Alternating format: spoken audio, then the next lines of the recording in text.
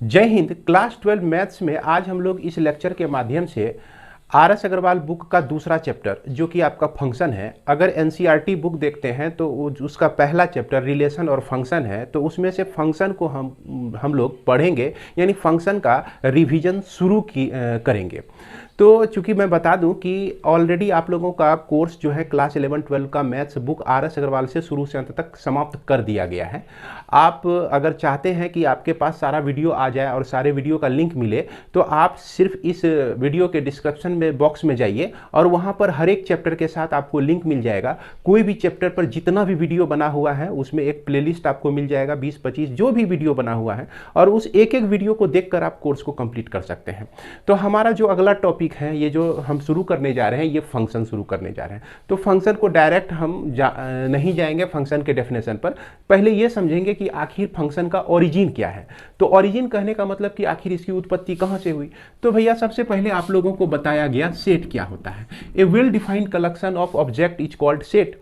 तो सेट में हम लोग सेट को समझ चुके हैं। जैसे मान लीजिए 1 2 3, ये आपका कोई सेट ए है जिसमें 1 2 3 एलिमेंट है। कोई सेट बी है, इसमें आपका 3 4 5 और 6 इस तरह से कुछ एलिमेंट हैं। तो ये आपका सेट जान रहे हैं आप। अगर सेट में कन्फ्यूजन है तो आप वीडियो को देख सकते हैं, पिछला कई वीडियो हमारा सेट पर बना हुआ है। सेट से हमने जाना Cartesian product of set, Cartesian product of set, है ना। तो कार्टेशियन प्रोडक्ट ऑफ सेट में हम लोग जाने कि ए क्रॉस ए भी निकाल सकते थे, ए क्रॉस बी भी निकालते हैं, बी क्रॉस बी भी निकालते हैं, उसके बाद बी क्रॉस ए भी निकालते हैं। तो इसमें क्या होता है कि हर एक एलिमेंट के लिए ऑर्डर्ड पेयर बनाते हैं। जैसे 1 3 हो गया आपका, 1 4 हो गया, 1 5 हो गया आपका, 1 6 हो गया। इस तरह से ऑर्डर्ड पेयर हम लोग बनाते हैं। 2 3 2 4 2 5 2 6, है ना। इस तरह से हम लोग कार्टेशियन प्रोडक्ट निकालते हैं और एक लिख ही देते हैं हम 3 3 3 4, है ना, 3 5 और 3 6। इस तरह से ऑर्डर्ड पेयर बना। और यहाँ पर एक चीज़ ध्यान देने वाली है बात है क्या कि कार्टेशियन प्रोडक्ट में अगर हम इसको पिक्टोरियल डायग्राम से देखें, 2 3 ये सेट ए है और यहाँ 3 4 5 6, तो ए का हर एक एलिमेंट जो है बी के हर एक एलिमेंट से जुड़ा हुआ है और 2 का भी 2 जो है बी के हर एक एलिमेंट के साथ जो है रिलेशन बना रहा है। 3 भी जो है यह आपका बी के हर एक एलिमेंट के साथ जो है एक रिलेशन बना रहा है। यानी कि एक 1 2 3 अगर एरो चला रहा है, यानी तीर चला रहा है समझ लीजिए, तो ए को भी 4 तीर मिले हुए हैं। ये 4 टारगेट है, चारों टारगेट पर मारने के लिए। 2 को भी 4 को टारगेट मिला हुआ है, तो चारों टारगेट पर ये जाता है। तो इस तरह से हम लोग कार्टेशियन प्रोडक्ट निकाल लेते हैं और इसी कार्टेशियन प्रोडक्ट से हमारा बनता है रिलेशन। तो रिलेशन में क्या हुआ कि यहाँ पर जो आपका सेट ए में क्या था कि 1 2 3 एलिमेंट था और सेट बी में जो है 3 4 5 6, पिक्टोरियल डायग्राम से समझते हैं। इसमें से मान लिया जाए कि यहाँ तो हर एक एलिमेंट के साथ जितने नंबर ऑफ एलिमेंट्स इसमें बी है उतनी संख्या में सबके पास एरो है, ये समझ लीजिए। चूंकि एक एलिमेंट जो है 4 एरो चारों के साथ रिलेशन बना सकता है, दूसरा एलिमेंट भी चारों के साथ रिलेशन बना सकता है। अब क्या है कि कुछ ऐसे एलिमेंट हो जाए जिसमें जो है कुछ ही के साथ रिलेशन बनावे, एक दो को छोड़ दे, एक दो को छोड़ दे। मान लीजिए जैसे 2 3 एलिमेंट के साथ रिलेशन बनाया, 3 मान लीजिए 5 के साथ बनाया। तो इसमें क्या होता है कि जो भी ऑर्डर्ड पेयर टोटल इसमें आया हुआ है इससे कम हो जाता है। यानी कि यह जो रिलेशन होता है ऑलवेज सबसेट हो जाता है, ए क्रॉस बी का सबसेट हो जाता है। तो ऐसी स्थिति में हम लोग क्या कहते हैं, रिलेशन कहते हैं। अब देखिए फंक्शन हम लोग किसको कहते हैं, तो रिलेशन से ही हमारा फंक्शन बना। या ये देख के आपको समझ में आ रहा, सेट पढ़ें फिर कार्टेशियन प्रोडक्ट पढ़ें फिर हमारा रिलेशन हुआ। अगर रिलेशन को आप ठीक से पढ़ लिए होंगे तो बहुत अच्छा से समझ रहे होंगे यहाँ तक। अब फंक्शन बनने का क्या कारण होता है कि अगर इसको पिक्टोरियल डायग्राम से हम लोग समझे 1 2 3 और उसके बाद ये आपका 3 4 5 6, इसमें क्या है कि सेट ए और बी, तो सेट ए में जो है सभी एलिमेंट को एक एक एरो दिया गया है। क्या दिया गया है, एक एक एरो दिया गया है।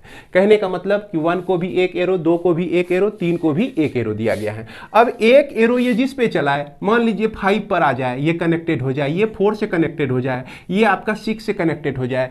एक एलिमेंट एक ही एरो यूज कर सकता है। यहाँ तक कि अगर ये 6 जो है 3 जो है 6 से रिलेटेड है तो 3 हमारा 4 से भी रिलेटेड हो सकता है। 3 को ये स्वतंत्रता है, 4 पर भी वो टारगेट कर सकता है। तो इस हिसाब से अगर इसका डेफिनेशन हम लोग देखते हैं, तो हम सबसे पहले देख रहे हैं कि 2 गो सेट चाहिए हमको फंक्शन बनाने के लिए। तो यहाँ पर लिखेंगे let A and B R है ना 2 नॉन इम्पटी सेट है ना।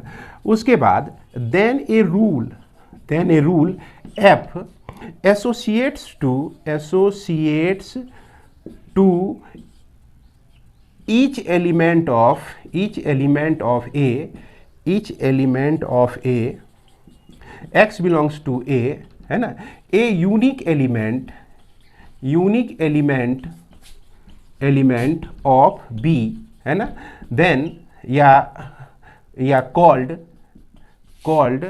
फंक्शन, इसी को हम लोग क्या कहते हैं, फंक्शन कहते हैं, फ्रॉम a to b, इसी को हम लोग क्या कहते हैं, फंक्शन कहते हैं। अब देखिए ये जो डेफिनेशन है आपका, यहाँ जो डेफिनेशन कह रहा है कि एक रूल एफ है जो एसोसिएट है ईच एलिमेंट ऑफ एक्स ए, मतलब प्रत्येक एलिमेंट ए का है ना एसोसिएटेड है यूनिक एलिमेंट ऑफ बी। तो एक 5 से एसोसिएटेड है, 2 जो है 4 से एसोसिएटेड है, 2 के लिए 4 यूनिक हो गया, 3 के लिए भी 4 यूनिक हो गया आपका, यानी 3 के लिए 4 यूनिक है, 2 के लिए 4 यूनिक है। अब यहाँ ये नहीं समझ लीजिएगा कि 2 का भी 4 ही है इमेज, 3 का भी 4 ही है आपका। तो ये 2 और 3 के लिए यूनिक है। जैसे मान लीजिए कि हमारे घर में भी LG का फ्रिज है और आपके भी घर में LG का फ्रिज है, तो आपके लिए भी LG का फ्रिज यूनिक है, अब मेरे लिए भी LG का फ्रिज यूनिक है, एक ही है भैया, कंपनी सेम भले हो लेकिन हमारे लिए तो यूनिक है। तो यहाँ पर इस तरह से फंक्शन का कंस्ट्रक्शन होता है, निर्माण होता है। अब देखिए फंक्शन में हम लोग जाने क्या कि ये जो f होता है, ये f a to b होता है, इसको मैथमेटिकली इस तरह से हम लोग रिप्रेजेंट करते हैं। और यहाँ पर जो भी आपका एलिमेंट सेट a में आया और जो भी एलिमेंट सेट b में आया आपका, तो इसके जनरल एलिमेंट को हम लोग x से डिनोट करते हैं। यानी कि यहाँ पर 1 2 3 लिए है ना, तो इसके लिए हम एक जनरल रिप्रेजेंटेशन क्या कर दिए, x कर दिए। उसके बाद इसमें जो भी एलिमेंट आपका आता है दूसरे सेट में 3 4 5 6, तो इस एलिमेंट को हम लोग fx लिखते हैं। क्या लिखते हैं, fx लिखते हैं। तो यहाँ जो फंक्शन आपका बन जाता है y इक्वल टू fx हो जाता है, क्योंकि b का एलिमेंट y, a का एलिमेंट x, और इस y को हम लोग क्या लिख सकते हैं, fx लिख सकते हैं। ये फंक्शन ऑफ x है, यानी कि x पर यह डिपेंड करता है इसका वैल्यू। अब यहाँ पर देखा जाए कि यहाँ जो x है, यहाँ जो fx है, इस fx को हम लोग कहते हैं fx is image of x, x का इमेज, जैसे 1 का इमेज। अब यहाँ 1 का इमेज एक हम फंक्शन यहाँ कंसीडर करते हैं, fx equal to x plus 2 है आपका। तो x का वैल्यू 1 रखते हैं तो 1 प्लस 2 3 होता है, 1 प्लस 2 क्या होता है, 3 होता है। तो इसका मतलब क्या हो गया कि 1 का इमेज 3 हो गया, 2 का इमेज 4 हो गया, इसके चलते 3 का इमेज जो है 5 हो गया। तो यहाँ पर हम कहेंगे 1 का इमेज 3 हो गया, 2 का इमेज 4 हो गया, यानी कि fx is the image of x कहेंगे। अब इसी को उल्टा अगर लिखते हैं तो x is pre image of fx कहेंगे। यानी कि 4 जो है ना, ये 4 का प्री इमेज क्या है, 2 है, 5 का प्री इमेज क्या है, 3 है। तो इमेज और प्री इमेज को आप लोग समझ गए होंगे और इसको ध्यान में रखना है। अब इसके बाद ये जो फंक्शन है आपका, ये फंक्शन आपका फ्रॉम a to b है। ये जो पहला सेट होता है इसको हम लोग डोमेन कहते हैं। क्या कहते हैं भैया, डोमेन कहते हैं। और इसको जो है हम लोग को डोमेन कहते हैं, क्लियर है। और इसमें एक रेंज भी होता है। क्या होता है, एक रेंज होता है। रेंज किसको हम लोग कहते हैं, और यह जो रेंज होता है आपका, याद रखिए रेंज जो होगा हमेशा सबसेट ऑफ बी होगा, या बी के बराबर भी हो सकता है। ये बी से ही मतलब होता है इस रेंज को।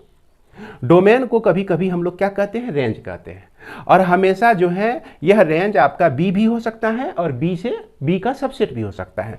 अब देखिए इसके लिए डेफिनेशन कहता है कि रेंज जो होता है एफ का, ये होता है एफ ए होता है, एफ एक्स होता है, such that x belongs to A. अगर x का एलिमेंट x जो है a में बिलोंग करता हो, वही सब fx को लेना है। जैसे यहाँ पर 1 जो है a में बिलोंग करता है, इससे हमको क्या मिलता है, f1 का इमेज जो है आपका 3 हो गया। उसके बाद यहाँ 2 जो है a में बिलोंग करता है, और चूंकि यहाँ कह रहा है x बिलोंग्स टू a, तो इसके चलते हमारा इमेज क्या हो गया, 4 हो गया, और इसके चलते हमारा इमेज क्या हो गया, 5 हो गया।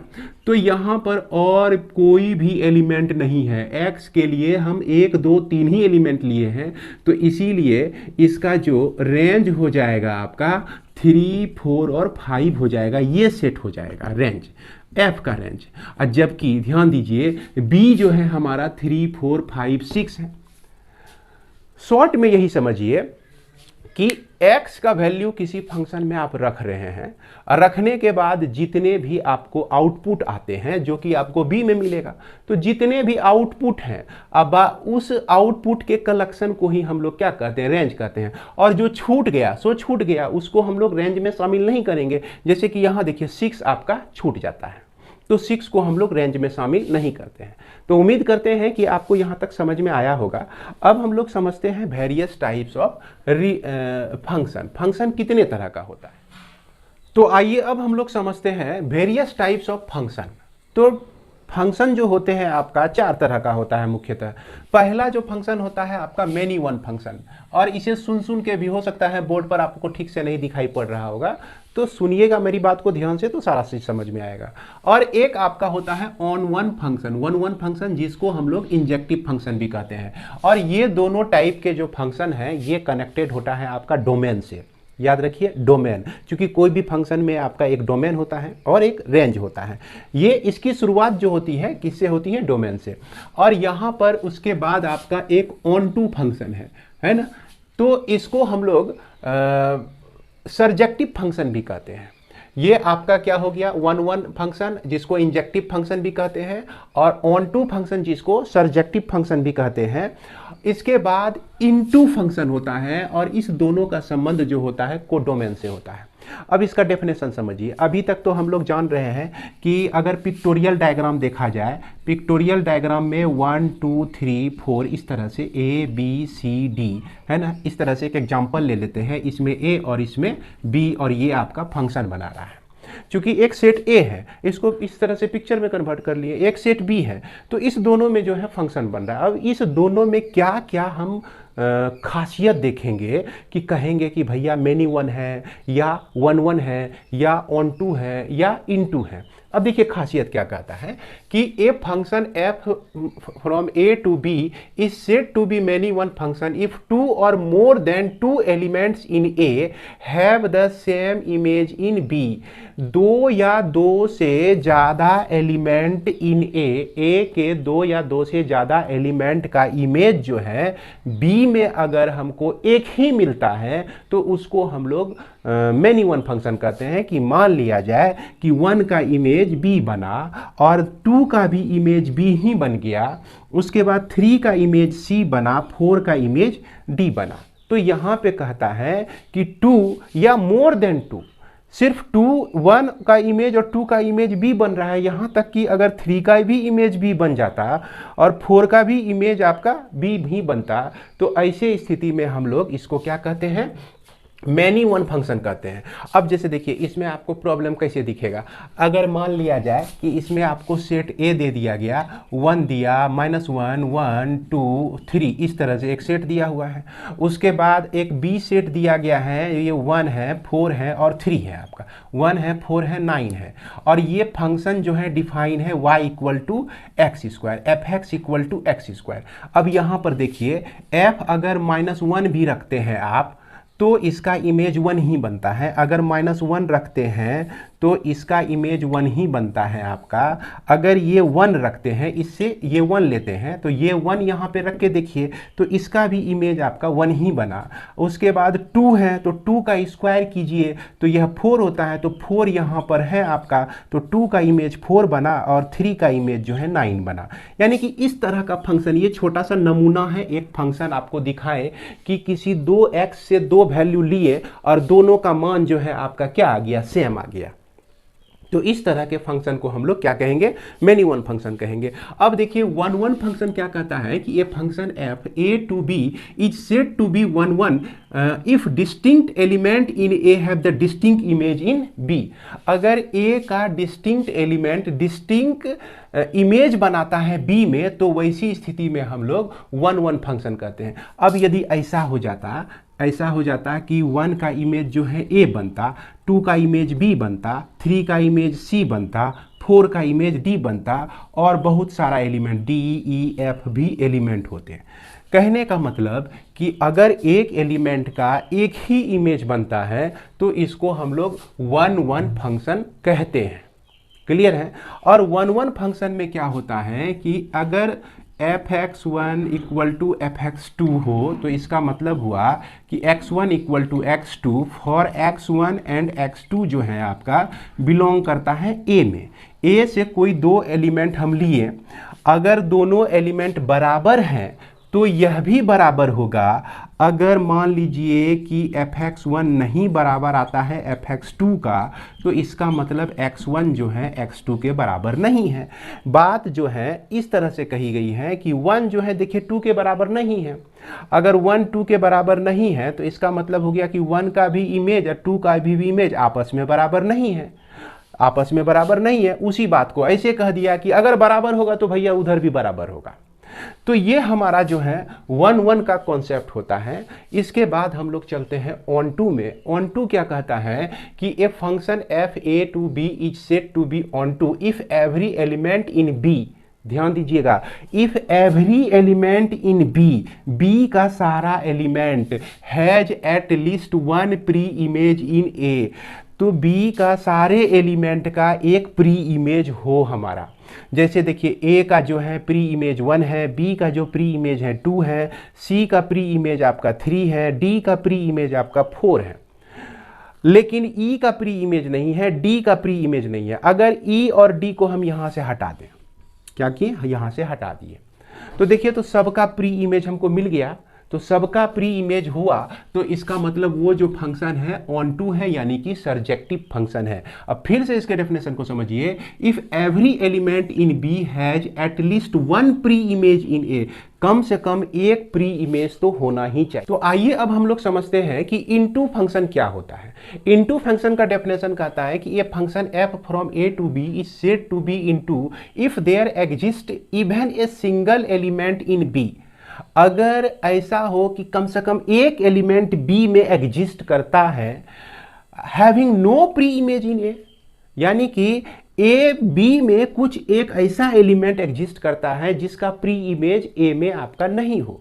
जैसे देख लीजिए, अगर इसमें ई आ जाए तो ई का प्री इमेज जो है यहाँ पर हमको ए में नहीं दिख रहा है, तो ये सिचुएशन जो है आपका इनटू फंक्शन का सिचुएशन है। कैसा फंक्शन का सिचुएशन है? इनटू फंक्शन का सिचुएशन है। तो उम्मीद करते हैं कि ये सारे जो है आपको समझ में आ गए होंगे। अब हम लोग कुछ और भी इसमें देख लेते हैं। तो आइए अब इस सभी को हम लोग फिर से डिटेल में समझते हैं। डिटेल में समझने का मतलब हो गया कि कुछ एग्जाम्पल लेके और कुछ छोटी मोटी बातें जो छूटी हुई हैं उसको भी समझते हैं हम लोग। अब यहाँ पर देखिए कि अगर फंक्शन आपका ऑन टू फंक्शन है तो निश्चित रूप से इसका जो रेंज होगा, ध्यान दीजिएगा, रेंज जो होगा एफ का, ये आपका बराबर होगा बी के बराबर होगा। याद रखिएगा, क्योंकि ये कह रहा है क्या कि बी का हर एक एलिमेंट का प्री इमेज होना चाहिए, तो इसलिए इसका रेंज जो है बी के बराबर हो जाएगा। अगर ऐसा आपको दिख जाए कि फंक्शन का रेंज जो है आपका सबसेट हो जाए बी का, यानी कि बी के बराबर नहीं हो, सबसेट हो, कुछ ना कुछ छोटा हो जरूर, तो वैसी स्थिति में हम लोग इसको इनटू फंक्शन कहते हैं। और अभी अभी आपको हमने एग्जाम्पल देके समझाया था कि मैनी वन फंक्शन क्या होता है, इसी वीडियो में आपको समझाया है। अब एक एग्जाम्पल लेते हैं वन वन फंक्शन का। मान लीजिए कि कोई फंक्शन जो है नेचुरल नंबर से नेचुरल नंबर तक आपका डिफाइन है। अब यदि हम fx इक्वल टू 2x लेते हैं तो x का कोई भी वैल्यू यहाँ से उठाइए n से, n तो समझ रहे हैं आप लोग, वो n क्या है 1 2 3 4 5 और ये ऑल इन्फिनिटी तक इसी का सेट है। यहाँ से कोई भी एलिमेंट उठाइए तो कुछ ना कुछ इसका वैल्यू आपको मिलेगा ही। जैसे 1 हम लेते हैं x के जगह पे, तो यहाँ फंक्शन fx के लिए हमको क्या मिलता है, fx जो है हमको मिल जाता है भैया 2 मिलता है, 1 के लिए 2 2 मिलता है। अगर 2 लेते हैं तो 2 इसमें रखते हैं तो 4 मिलता है।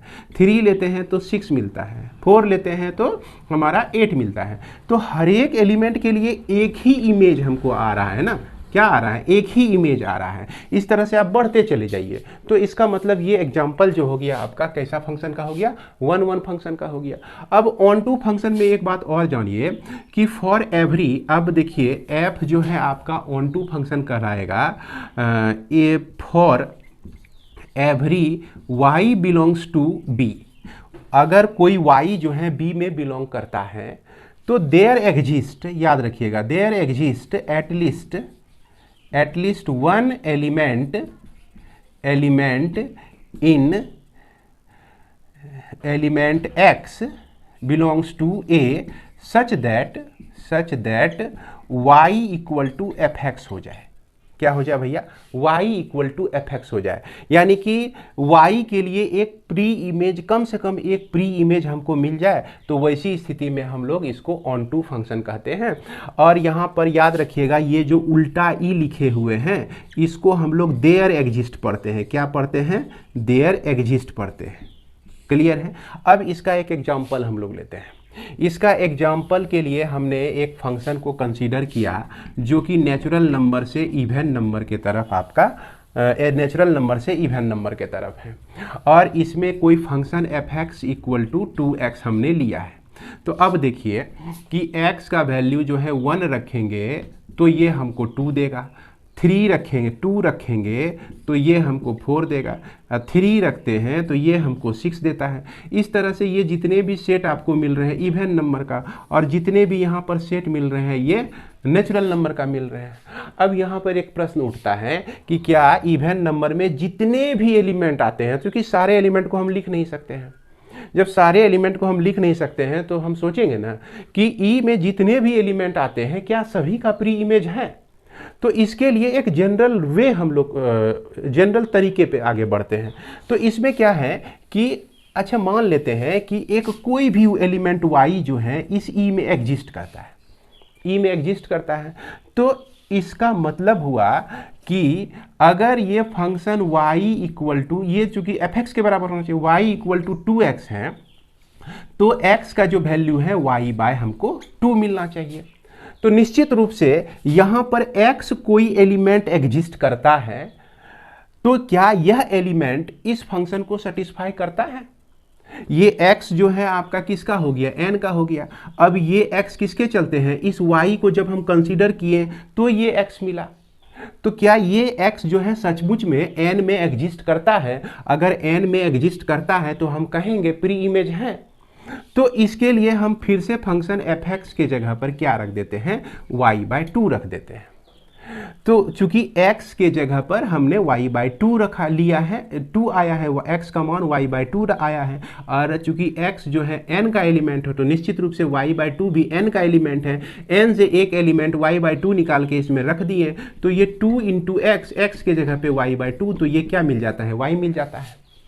तो एक ऐसा एलिमेंट है जनरल वे में, ऐसा एलिमेंट जो कि y/2 के फॉर्म में अगर होगा तो यह निश्चित रूप से हमको एक y इमेज देगा जो कि आपका किस में एग्जिस्ट करता है, e में एग्जिस्ट करता है। अब देखिए यहाँ से y को 2 रखिए, 2 को 2 से डिवाइड कीजिए तो क्या हुआ, 1 हुआ। 1 आपका इसका एलिमेंट है। फिर 4 लीजिए, y कहाँ से आ रहा है, e से आ रहा है, तो फिर 4 इवन नंबर है। 4 को 2 से डिवाइड कीजिए, तो 4 को 2 से डिवाइड किए तो क्या हो गया, 2 हो गया। 2 आपका इसका एलिमेंट है। फिर इवन नंबर 6 है, 6 यहाँ से लीजिए आप, फिर उसको 2 से डिवाइड कीजिए तो फिर उसके बाद वो 3 आता है, तो 3 के लिए हमको ई में एक एलिमेंट मिल रहा है। तो इस तरह से जनरल वे में हम इसको लिख कर कह सकते हैं कि for every y belongs to E there exists at least one value x belongs to A, therefore such that y equal to fx, therefore f is onto function। तो उम्मीद करते हैं कि आप इसे समझ गए होंगे। अब ठीक यहाँ पर ध्यान दीजिए कि ये जो फंक्शन है आपका इनटू कब हो जाएगा। इनटू होने के लिए हम लोग क्या करते हैं, 2 4 6 8 ये इस तरह का हमने एक सेट लिया A, और B जो सेट लिया है ये आपका 0, 2, 4 और ये आपका 6, 8 है ना, 10 इस तरह से लिया है आपका। तो यहाँ पर एक फंक्शन f(x) = x - 2 है, तो यहाँ पर रखिए x का वैल्यू 2 रखेंगे तो 2 - 2 = 0 होता है।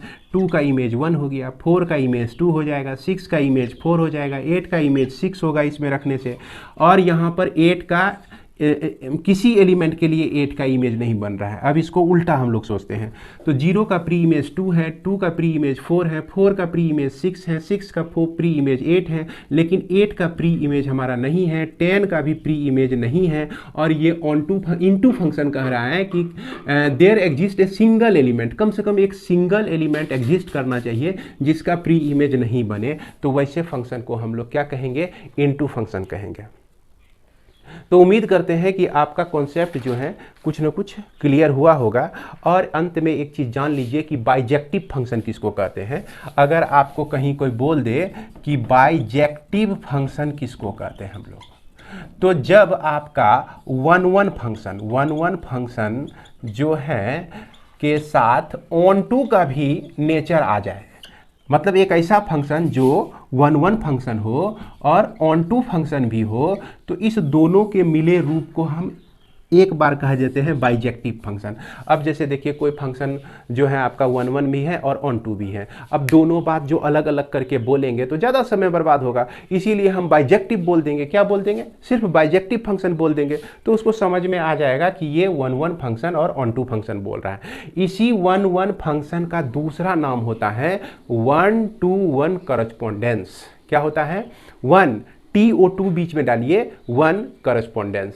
तो उम्मीद करते हैं कि यहाँ तक आप लोगों को समझ में आया होगा। इसी के साथ मैं इस वीडियो को विराम देता हूँ।